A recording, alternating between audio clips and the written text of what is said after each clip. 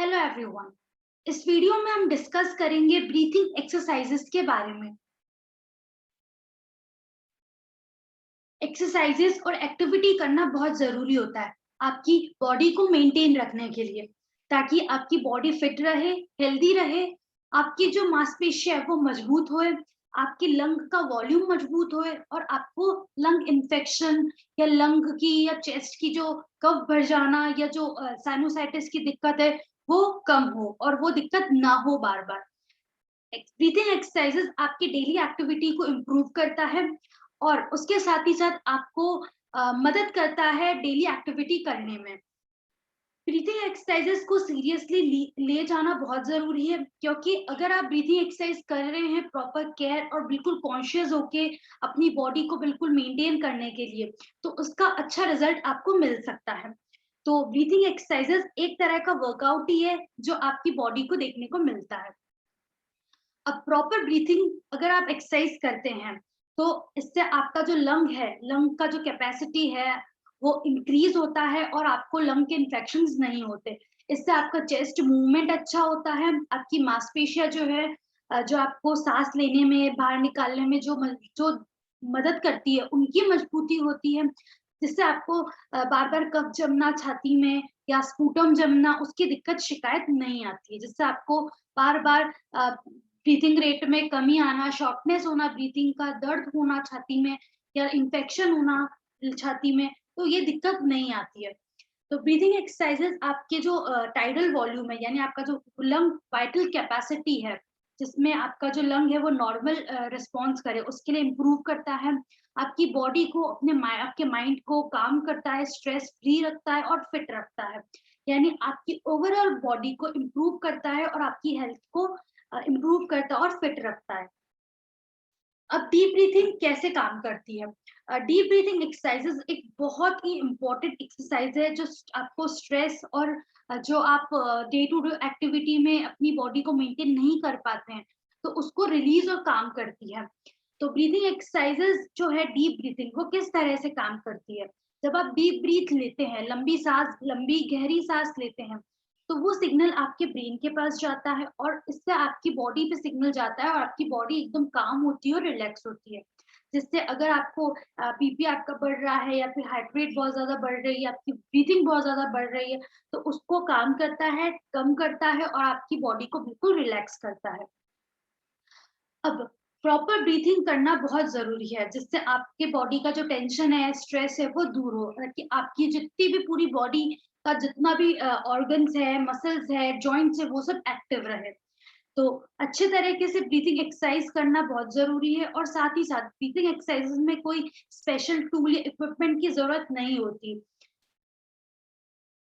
अब breathing exercises किन किन बीमारियों के लिए दी जाती है, यानी अगर आपको लंग डिजीज कोई हो गई है जिसमें आपको ब्रीथिंग प्रॉब्लम आ रही है, तो आप किन बीमारियों में ब्रीथिंग एक्सरसाइज कर सकते हैं जो आपकी लंग्स से रिलेटेड है? तो सीओपीडी यानी chronic obstructive pulmonary disease, asthma, emphysema, bronchitis, chronic bronchitis, pneumonia, कोविड-19, इन सब में जो आपके लक्षण देखने को मिलते हैं वो होता है आपकी ब्रीथिंग में कमी आना, या ना शॉर्टनेस होना ब्रीथिंग का, जिससे आपके लंग पे प्रभावित होता है और बहुत ज्यादा लंग में दिक्कत आनी शुरू हो जाती है, जिससे आपको ये सारी तकलीफें हो जाती है। तो अच्छे से ब्रीथिंग टेक्निक से अप्लाई करके, प्रॉपर ब्रीथिंग पैटर्न अप्लाई करके, प्रॉपर ब्रीथिंग एक्सरसाइज करके इन बीमारियों को हम ठीक कर सकते हैं। तो हमने इन सब बीमारियों पे अलग अलग वीडियो भी बनाया है जो आप हमारे चैनल पे देख सकते हैं। अब जब हम ब्रीथिंग करते हैं तो कौन कौन सी मांसपेशियां काम करती है?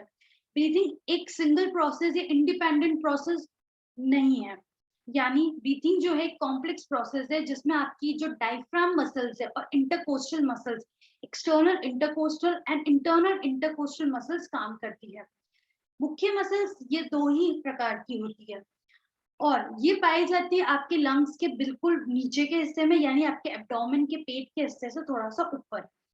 जब आप सांस को अंदर लेते हो, जिसमें आपका डायफ्राम जो मसल्स है और एक्सटर्नल इंटरकोस्टल मसल्स है वो काम करती है, वो कॉन्ट्रैक्ट होती है, जिससे आपके चेस्ट में, लंग्स में स्पेस बनने लगता है और आपके जो लंग्स है उसमें हवा आ जाती है और लंग्स फूल जाते हैं।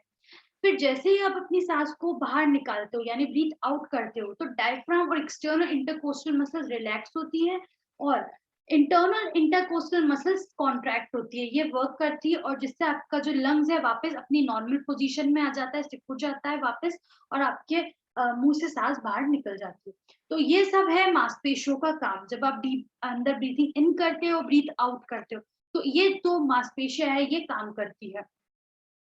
अब जब आप साँस अंदर ले रहे हो लंग्स से, यानी माउथ से ले रहे हो, वैसे तो आपको नाक से अंदर साँस लेनी है और मुँह से बाहर निकालनी है। तो इसमें आपके जो अंदर बिल्कुल है एल्वुलाई, जो एल्वुला ब्रोंकियोल्स, इनमें वहाँ तक बिल्कुल एयर जाती है, ऑक्सीजन जाती है और उसके साथ ही साथ ये ऑक्सीजन आपके ब्लड में चले जाती है।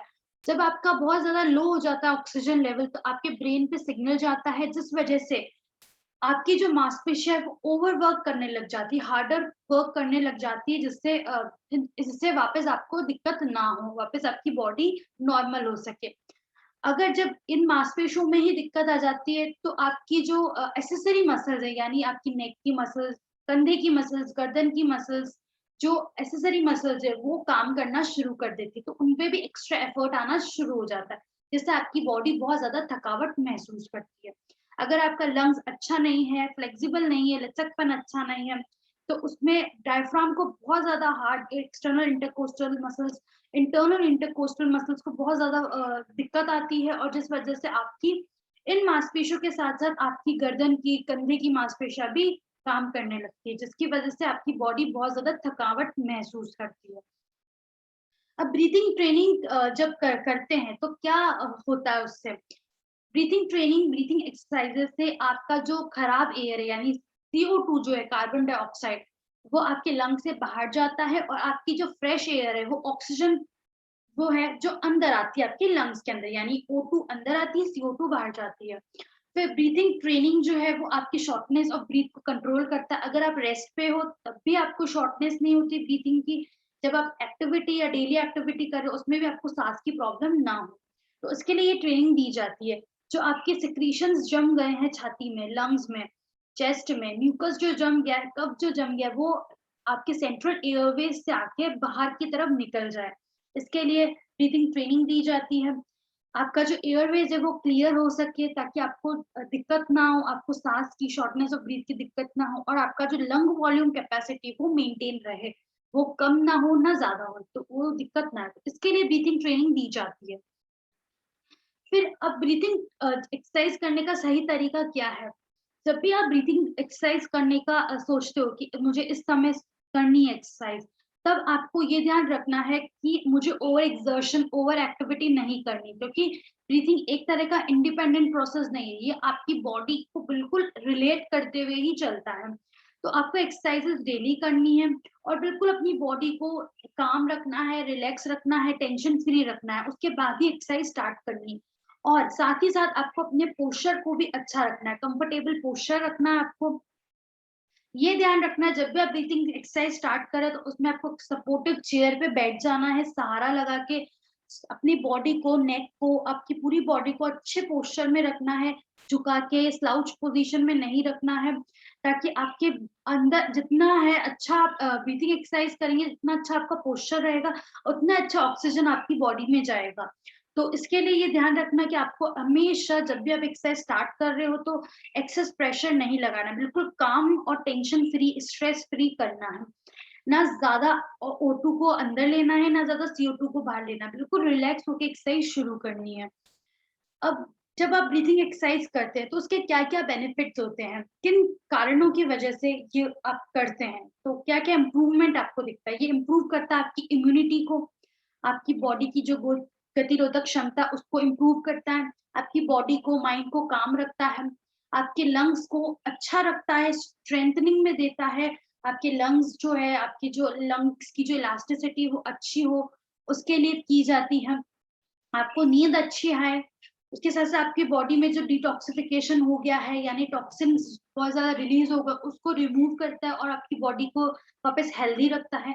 आपकी जो पाचन शक्ति में दिक्कत आ रही है, जैसे कब्ज़ की दिक्कत या लूज़ मोशन होना या फिर कोई भी पेट दर्द से रिलेटेड दिक्कत या इंडाइजेशन से रिलेटेड दिक्कत, उसको इम्प्रूव करती है ब्रीथिंग एक्सरसाइजेस। आपकी ओवरऑल हेल्थ को इम्प्रूव करती है, आपकी जो कार्डियोवेस्कुलर कोई डिजीज है तो उसको इम्प्रूव करती है, ताकि आपको स्ट्रोक बार बार ना हो, लकवे की दिक्कत बार बार ना हो, उसके साथ साथ आपका क्लॉट नहीं जमे बार बार। फिर आपका जो बिहेवियर पैटर्न है उसको इम्प्रूव करती है, आपको कंसंट्रेशन अच्छा हो, आप फोकस अच्छे से कर पाए अपने काम में, आपका ब्रेन अच्छे से फंक्शन करे, आपकी मेमोरी शार्प हो, आपका जो ओवरऑल एक्टिविटी वो अच्छी है, उसके लिए इम्प्रूव करता है ब्रीथिंग एक्सरसाइजेस। फिर आपकी बॉडी को और आपकी हेल्थ को इम्प्रूव करता है, साथ ही साथ आपकी स्किन को भी ग्लो करता है। आपकी बॉडी में जितने भी ट्रिगर पॉइंट्स बन गए हैं उनको काम करता है, उनको कूल देता है और इन्फ्लेमेशन कम करता है। अगर आपको बार बार जुकाम खांसी की दिक्कत आ रही है तो साइनोसाइटिस की दिक्कत है तो उसको भी इम्प्रूव करता है, आपकी बॉडी को स्ट्रॉन्ग रखता है और साथ ही साथ आपके जितने भी जोड़ है मांसपेशियां उनको भी मजबूत देता है। अब लॉन्ग टर्म बेनिफिट्स ये होते हैं कि आपकी जो मांसपेशियां है सांस लेने की जो मांसपेशियां वो उसको इम्प्रूव करता है, वो अच्छी मजबूत होती है, साथ ही साथ आपका ब्रीथिंग इंक्रीज होता है, अच्छा होता है, आपके लंग्स आपके हार्ट सब अच्छे इम्प्रूव होते हैं, ऑर्गन्स आपकी मांसपेशियों में जॉइंट्स के जो नॉर्मल रेंज ऑफ मोशन है उसमें इम्प्रूवमेंट आता है, साथ ही साथ आपकी जो बोन्स है हड्डियां है जोड़ है वो मजबूत होते हैं, वो अच्छे से हेल्दी रहते हैं।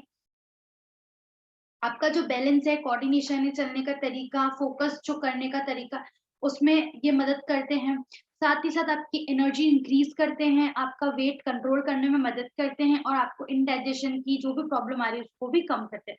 तो ये सब बेनिफिट्स है ब्रीथिंग एक्सरसाइजेस के। अब आप ब्रीथिंग एक्सरसाइजेस कैसे करेंगे? शुरुआत में आपको अगर आपने कभी पहले ब्रीथिंग एक्सरसाइज नहीं करी है तो आपको सबसे पहले ब्रीथिंग एक्सरसाइज करनी है। इसके लिए आपको अपनी बॉडी को रिलैक्स रखना है, काम फ्री, टेंशन फ्री रखना है। फिर आपको शुरुआत करनी है बेली ब्रीथिंग से। वो अभी हम आपको सिखाएँगे। आपको एक्सरसाइज दिन में 3 से 4 बार करनी है और 10-10 बार करनी है हर एक बार में। और हर एक एक्सरसाइज में आपको 5 से 10 सेकंड का होल्ड करना है। अब जैसे हम ब्रीथिंग एक्सरसाइज बात करते हैं तो शुरुआत में जब आप नए-नए हो एक्सरसाइज करने में या आप हमेशा ही करते हो तो शुरुआत आपको हमेशा डायफ्रामेटिक और बेली ब्रीथिंग से ही करनी है। इसमें आप ऐसे सीधा पैर रख के लेट जाएँगे, फिर आप दोनों घुटने मोड़ लेंगे। फिर उसके बाद आपको एक हाथ आप अपना पेट पे रखेंगे, एक आप हाथ अपना चेस्ट पे रखेंगे। फिर आपको नाक से अंदर साँस लेनी है, ठीक है? तो आपको अपने हाथों को धीरे से प्रेस करना है पेट पे और फिर उसके बाद आपको मुँह से अपने लिप्स को बिल्कुल पकड़ लिप्स बना के परस्यू एकदम सीटी जैसे बजाते हैं वैसे लिप्स को बंद करके आपको साँस को बाहर निकालना है। ऐसे 10 बार करना है। फिर पॉज्ड लिप ब्रीथिंग, ये इसमें आप कंफर्टेबल बिल्कुल बैठ जाएँगे रिलैक्स पोज़ीशन में। उसमें अब आपको आपको नाक से अंदर साँस लेनी है, 2 काउंट तक रोकना है। फिर उसके बाद आपको पर्स लिप करके 4 काउंट तक बाहर निकालना है। ऐसे 2:4 का रेशियो रख के आपको पॉज्ड लिप ब्रीथिंग करनी है। फिर है ब्रीथ फोकस टेक्निक, इसमें आप कंफर्टेबल बैठ जाएँगे, सपोर्ट अपनी बॉडी को स्ट्रेट रखेंगे और आपको पहले तो स्टार्टिंग में नॉर्मल ब्रीथिंग करनी है, फिर डीप ब्रीथिंग की प्रैक्टिस करनी है। डीप ब्रीथिंग यानी कि लंबी गहरी सांस लेनी है, होल्ड करना है, फिर रिलैक्स। शुरुआत में 4-5 बार आप नॉर्मल ब्रीथिंग लेंगे जिसमें आप नाक से अंदर सांस लेंगे, होल्ड नहीं करेंगे, फिर मुँह से निकालेंगे। ऐसे 4-5 बार करना है, फिर 4-5 बार आपको डीप ब्रीथ करना है। फिर आपको ये महसूस करना है, ये नोटिस करना है कि मेरा पेट कितना उठ रहा है, कितना नीचे जा रहा है, कितना नॉर्मल मैं ब्रीथिंग अच्छा कर पा रहा हूँ, कितना मैं डीप ब्रीथ कर पा रहा हूँ, कितना मैं अपने साँस को होल्ड कर पा रहा हूँ, ये चेक करना। फिर आप अपना एक हाथ अपने बेली बटन पे रख लेंगे और उसके बाद आप ये नोटिस करेंगे कि जब मैं नाक से अंदर साँस ले रही हूँ, तो मेरा पेट जो है वो उठ रहा है और जब मैं साँस बाहर निकाल रही हूँ, तो मेरा पेट अंदर जा रहा है। और उसके बाद आपको की आवाज़ भी निकालनी है, जब आप साँस बाहर निकाल रहे हो, तो नाक से अंदर लेनी है साँस और मुँह से ऐसे आवाज़ निकाल के बाहर निकालनी है। फिर आपको इमेजिन करना है कि आपकी बॉडी बिल्कुल अच्छे से ये चीज़ सोचनी है आपको कि मेरी बॉडी बिल्कुल काम है, रिलैक्स है, टेंशन फ्री है और एक्सरसाइज करनी है। तो ये फोकस करना है आपको अपनी ब्रीथिंग पैटर्न पे। फिर अल्टरनेट नॉस्ट्रल ब्रीथिंग, इसमें आपको अपने एक नाक को बंद करना है और दूसरे नाक से अंदर साँस खींचना है, होल्ड करना है। अगर आप होल्ड ना भी करें तो चलेगा। फिर आप अपने दूसरे हाथ जिस नाक से आपने साँस अंदर ली थी उसको वापस उसको बंद करके और दूसरे जो जो नाक है उससे बाहर निकालनी है, यानी अपोज़िट से अंदर लेनी है और अपोज़िट से बाहर निकालनी है। ऐसे अल्टरनेट करना 10-10 बार।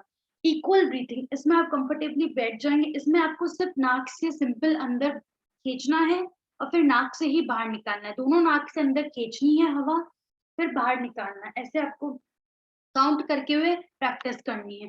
फिर डीप ब्रीथिंग, इसमें आप नाक से अंदर सांस लेंगे, फिर अंदर होल्ड करेंगे 5 सेकंड। शुरुआत में 5 सेकंड, फिर धीरे-धीरे अपने सेकंड्स को बढ़ाएँगे आप, होल्ड को बढ़ाएँगे, फिर 10 सेकंड होल्ड करेंगे, फिर 15 सेकंड, फिर आप मुँह से बाहर निकालेंगे। रेजोनेंट और कोहेरेंट ब्रीथिंग, इसमें आपको अपने काउंटिंग को फोकस करते हुए करना है। आपको नाक से अंदर सांस लेनी है 5 काउंट तक, फिर वापस मुँह से सांस बाहर निकालनी है 5 काउंट तक। मतलब 5:5 का रेशियो रख के आपको ये काउंटिंग की प्रैक्टिस करनी है। सिताली ब्रीथ, इसमें आपको अपने टंग को कर्ल कर लेना है, यानी आप ऊपर की तरफ जो ऊपर का सतह है मुँह का, वहाँ पर टंग टच करके पहले तो आप अपने मुँह से अंदर साँस लेंगे और फिर नाक से निकालेंगे। तो सिताली ब्रीथ में आपको मुँह से अंदर साँस लेना है और नाक से साँस बाहर निकालना है। इंसेंटिव रेस्पिरेटरी स्पायरोमेट्री, ये स्पायरोमीटर आपको बाज़ार में मिल सकता है या आप बाज़ार से मार्केट से खरीद सकते हैं। ये बहुत अच्छी चीज़ है स्पायरोमेट्री। इसमें आप कंफर्टेबल बैठ जाएँगे, फिर आप शुरुआत में सिर्फ नॉर्मल ब्रीथिंग करेंगे, फिर 2-3 बार नॉर्मल ब्रीथिंग और 2-3 आप डीप ब्रीथ करेंगे। उसके बाद आप स्पायरोमीटर का जो माउथ पीस है वो आप मुँह में रखेंगे, फिर उसके बाद मुँह से अंदर लेंगे और आपको जो बॉल्स होती है, 3 बॉल्स आती है, रेड, येलो, ब्लू, उनको आपको उठाना है। ऐसे 10-15 बार करना है हर 3-4 घंटे के बाद। हर 3-3 घंटे के गैप में आपको ये एक्सरसाइज करनी है। फिर उसके बाद आप उल्टा कर देंगे स्पायरोमीटर को, फिर वापस माउथ पीस को माउथ के अंदर लेंगे और सांस को आप बाहर निकाल लेंगे। पहले आपने मुँह से अंदर ली थी जब सीधा था स्पायरोमेट्री, फिर आप उल्टा करके आप मुँह से सांस बाहर निकालेंगे। तो ऐसे दोनों में करना है आपको 10 से 15 बार। फिर active cycle of breathing technique, ये एक्सरसाइजेस बहुत अच्छी होती है। ये आपका जो स्पूटम जो चेस्ट में भर गया है कफ, उसको सेंट्रल एयरवेज तक लाता है, सेंट्रल एयरवेज से आपकी बॉडी आपके मुंह से बाहर निकालता है। ये टेक्निक आपको इस तरह से करनी है, पहले आपको ब्रीथिंग कंट्रोल करनी है, यानी नॉर्मल जेंटल जो आप ब्रीथिंग करते हैं, नाक से अंदर सांस लेना, मुंह से बाहर निकालना, ये 4-5 बार करना है। फिर आपको डीप ब्रीथ करनी है 4-5 बार। फिर उसके बाद आपको साँस अंदर लेनी है, फिर उसके बाद जब आप एक्सहेल कर रहे हो, मुँह से साँस बाहर निकाल तो आपको हफ, हफ की आवाज़ निकालते हुए बाहर निकालना है। शुरुआत में आप थोड़ा छोटा हफ लेंगे, फिर बहुत तेज़ का बड़ा हफ लेके आप कफ को बीच में अपने जो आपका सेंट्रल एयरवेज़ है, वहाँ से लेके आपको बाहर निकालना है। फिर कफिंग, कफिंग एक्सरसाइज़ भी बहुत अच्छी होती है। ये हफिंग में सिर्फ़ आपको हफ की आवाज़ निकालनी है, कफिंग में आपको खाँसना है। तो कफिंग में आपको कंफर्टेबल बैठ जाना है, वही स्टार्टिंग ऐसे ही रहेगा, नाक से अंदर साँस लेंगे, डीप ब्रीथ करेंगे, मुँह से छोड़ेंगे। आप 2-3 सेकंड तक डीप ब्रीथ करेंगे, फिर आप जब आप एक्सहेल कर रहे हो, तब आप तेज़ की खाँसी करेंगे और आपको कफ बाहर निकलता हुआ नज़र आएगा। तो आपको ये प्रैक्टिस भी करनी है। अब आपके फिजियोथेरेपिस्ट अगर आप क्लिनिक पे जा सकते हैं, हॉस्पिटल में जा सकते हैं, तो आपको फिजियोथेरेपिस्ट पोस्चरल ड्रेनेज टेक्निक होती है, वो करते हैं। आपको chest physiotherapy, chest PT, manual therapy होता है, ये देते हैं। ओरल डिवाइसेज़ होती है, ये देते हैं। तो उसके साथ-साथ आपको वॉकिंग भी करनी है शुरुआत में डेली। आपको एक्सरसाइज़ और वॉकिंग ओवर नहीं करनी है। ओवर एक्सरसाइज़, ओवर वॉकिंग, ये चीज़ें अवॉइड करनी है। बिल्कुल काम होके जितना आप कर सकते हो, जितनी आपकी बॉडी में क्षमता है, उतना ही करना है आपको। थोड़ा रेस्ट दे-दे के एक्सरसाइज़ और वॉकिंग करनी है। और अब ये टिप्स आपको दिमाग में रखनी है कि आपको जब भी आप ब्रीथिंग एक्सरसाइज शुरू करें, तो आप कंफर्टेबल पोज़ीशन में बैठेंगे। कंफर्टेबल आप या तो अपने बिस्तर पे, लिविंग रूम में कंफर्टेबल चेयर पे बैठेंगे। सपोर्ट लगा के अपने पोस्चर को अच्छा रख के एक्सरसाइज शुरू करेंगे। ओवर एक्सरसाइज या ओवर फोर्स नहीं करना है, ज़्यादा फोर्स लगा के एक्सरसाइज नहीं करनी है और सेम ही समय पे आपको डेली करनी है। ये आपको रूटीन बना लेना है। कंफर्टेबल क्लोथ्स, लूज़ क्लोथ्स पहन के एक्सरसाइज करनी है, टाइट क्लोथ्स आपको अवॉइड करने हैं, नहीं पहनने हैं टाइट क्लोथ्स। ज़्यादा तेज़ का हार्ड एक्सरसाइज़, फ़ोर्स वाली एक्सरसाइज़ नहीं करनी है। उसके साथ ही साथ आपको जो पोल्यूटेंट वाला एरिया है या जहाँ टॉक्सिन्स बहुत ज़्यादा होते हैं, वो वहाँ एलर्जीन्स जहाँ है बहुत ज़्यादा पॉलन ग्रेन्स, पेड़-पौधे जहाँ हैं, उस जगह पे आपको अवॉइड करना जगह पे जाना। अगर आप स्मोकिंग कर रहे हैं या तो टोबैको स्मोकिंग करते हैं, तो वो आपको अवॉइड करना है, बिल्कुल बंद कर देना है। वेट ज़्यादा है, तो वेट कम करना है, ज़्यादा एक्सर्शन नहीं लेना है। उसके साथ आपको डेली एक्सरसाइज़ को रूटीन में लाना है, प्रैक्टिस करनी है डेली 15-20 मिनट तक जितना आपको कंफर्टेबल लगता है। अपने वेट को सही रखना है, अच्छी डाइट लेनी है और आपको एक्टिव रहना है। तो ये सब हमने बात करी थी ब्रीथिंग एक्सरसाइज़ेज़ के बारे में।